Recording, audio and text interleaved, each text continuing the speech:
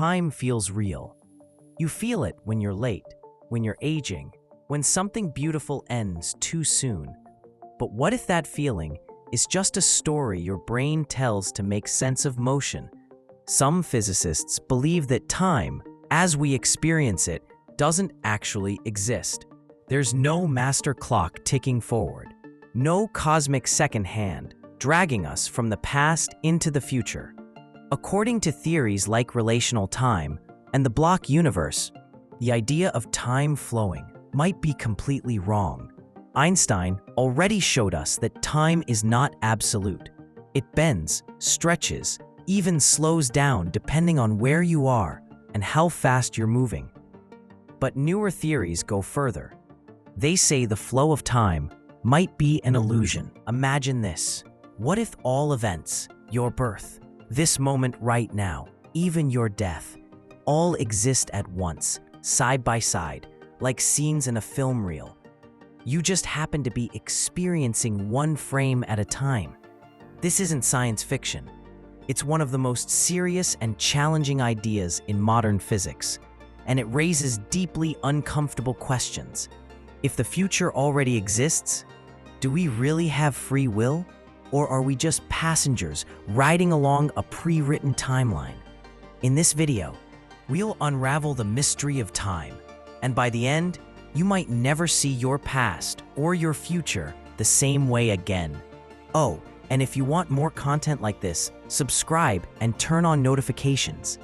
That small action helps the algorithm reach others who are curious too. Most people think of time as a constant rhythm. Seconds ticking by, days passing, years stacking up behind us. We schedule our lives around it. We measure our age with it. We even fear it because it seems to take everything we love, eventually. But time, as it turns out, might not be what it seems. In physics, there's a growing debate, not just about how time works, but whether it even exists in the way we assume.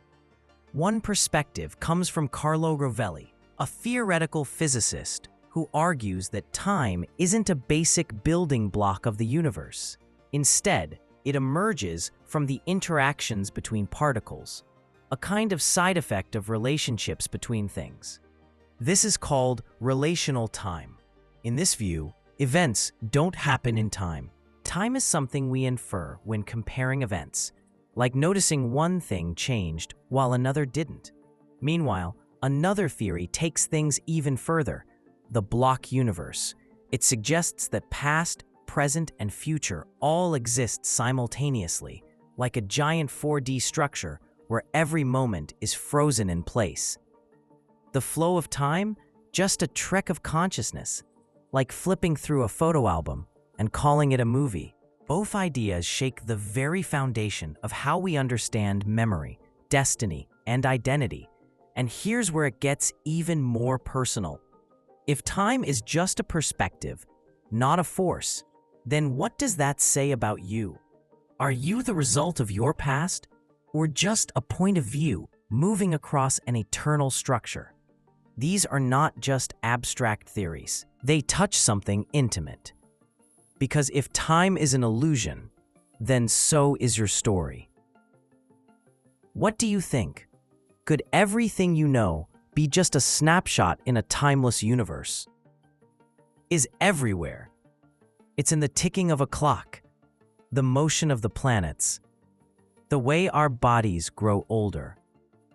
We use it to organize history, to structure our days, to measure progress.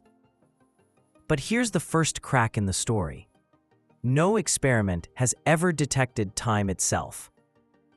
We've measured motion, decay, vibration, but not time. We track how things change, and from that we infer a before and an after. But time? Time has never been caught in the act. This might seem like a technical detail, until you realize what it means. It means that time, as a separate thing, might not be real. It might just be a label we invented for patterns we observe, like giving a name to a dance instead of the dancers. Let's rewind. In Newton's universe, time was a stage, flat, absolute and unchanging. Everything played out on that stage. A second was a second, no matter where you were in the universe. But in 1905, Einstein destroyed that idea. His theory of special relativity showed that time ticks differently depending on your speed. If you move fast enough, time slows down for you, not as an illusion, but physically. This isn't a metaphor. It's been measured with atomic clocks, flown around the world on airplanes. Your GPS wouldn't work if we didn't account for this effect. So time isn't absolute. It bends, it stretches. That's already weird enough. But then things get weirder. Einstein's general relativity, the one that deals with gravity, takes this even further. According to it, mass warps space-time, slowing time down near massive objects. Near a black hole, time practically stops. So imagine standing near a black hole. A minute might pass for you, while 1,000 years pass for someone far away. Already, this destroys the idea of a now that's universal. Two people in different parts of the universe, or even just moving at different speeds, don't share the same present. But if there's no shared now, what is the... In his book, The Order of Time, Rovelli explains that at the deepest level of physics, the equations describing reality don't need time at all. They describe relationships between states, not a sequence. Like pages in a book, the order only makes sense if someone flips through it. But physics doesn't flip, and without that flipping, without someone observing, there's no flow, just a web of interactions. From this web, our experience of time emerges, like heat from molecules. This idea that time is emergent is radical. It suggests that time isn't a basic part of the universe. It's more like temperature. You can't point to heat particles. Heat is what happens when lots of particles move. In the same way, time might be what happens when a conscious mind compares change. But let's take it even further. If time doesn't flow, maybe the universe doesn't evolve. Maybe it just is. This is the idea behind the block universe, or more formally, the eternalist view of spacetime. Imagine the universe as a frozen 4D structure. Every event, every breath you've taken, every star that will ever explode already exists, like sculptures embedded in ice. We're not moving through time. We're simply experiencing different coordinates of this block. Just like all places exist in space, all moments exist in space-time. From this view, the past is still there. The future is already written. There's no objective now sweeping forward. What we call the present is just the spot our consciousness is currently focused on. Let that settle in, because if that's true, then your future is as real as your childhood. So why don't we experience it that way? Well, this is where entropy comes in.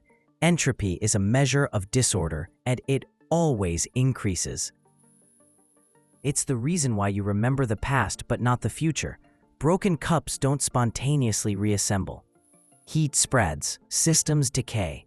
Some physicists believe that the arrow of time, the feeling that time moves forward, is simply the result of increasing entropy. It's not that time flows, it's that we're surfing a wave of disorder, riding from low entropy to high entropy.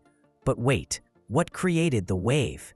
If the universe is just a frozen block with all events already in place, then entropy isn't something that grows, it's something that's already mapped. The wave didn't start, it just exists. So again, no flow, no passage, just structure. Think about your life from this angle. All your memories, all your plans, just configurations in the block. Your first kiss, your worst heartbreak, your biggest regret, they're all there.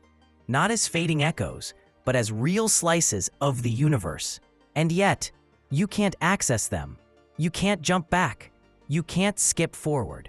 Because your consciousness, your now, is trapped on a single track. Like a needle on a record, and the record doesn't move. You do. But here's the catch. You don't actually move either. Not in this theory. You just are. So, if the universe is a block, fixed, eternal, already written, then where does that leave you? Your choices, your freedom, your identity.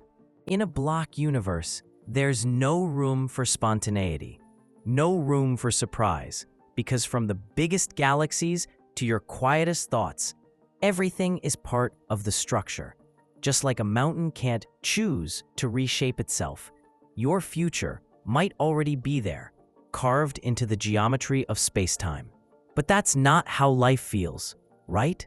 We feel like we choose, like we struggle, like we grow, make mistakes, change direction.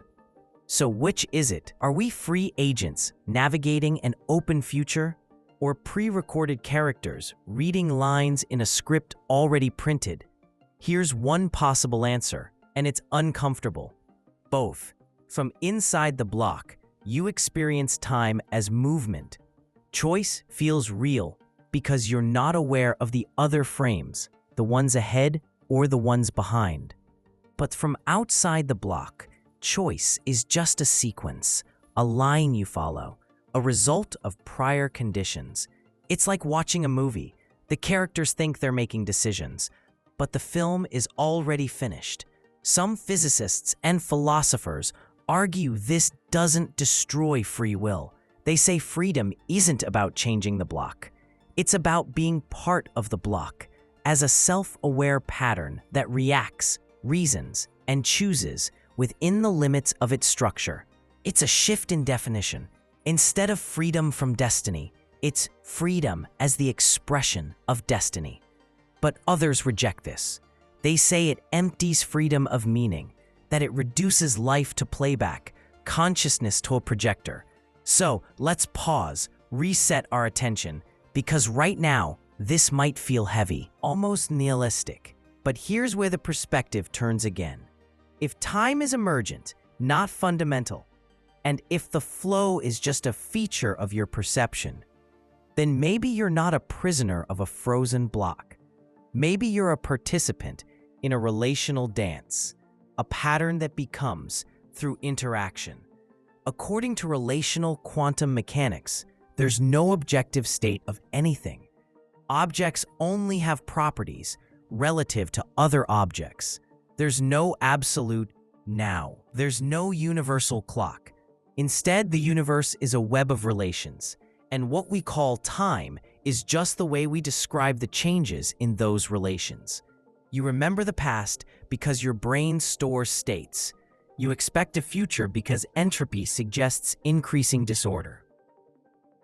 But at the deepest level, there's only difference. Differences between configurations.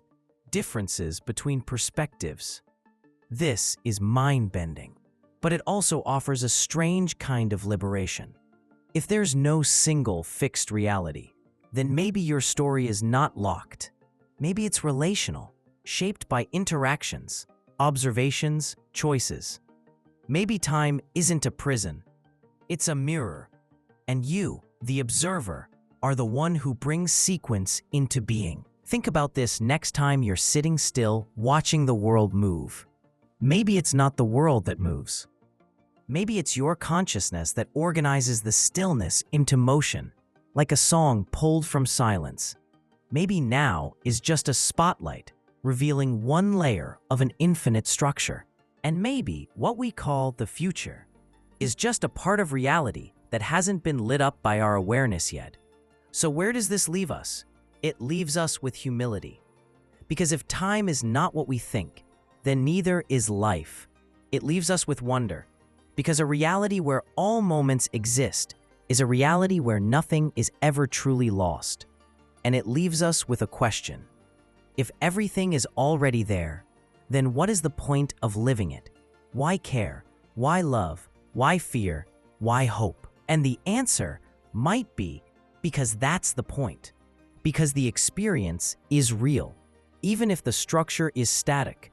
Because awareness, meaning, joy, pain, these are not illusions. They're just part of the way a conscious system moves through a timeless world. You're not here to change the block. You're here to explore it. to witness it from the inside, and maybe, just maybe, that's what makes it meaningful. But if time isn't flowing, if every moment already exists, then here's something truly unsettling. How do you explain change? How do you explain growth, healing, learning, the things that make you feel alive? If all events are fixed, then what is becoming? Some physicists think consciousness might be the missing piece, that awareness isn't just a passenger, but a process that generates experience by moving through static structure. And that opens a door to something much stranger.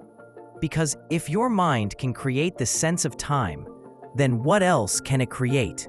Thanks for watching, and I'll see you in the next video.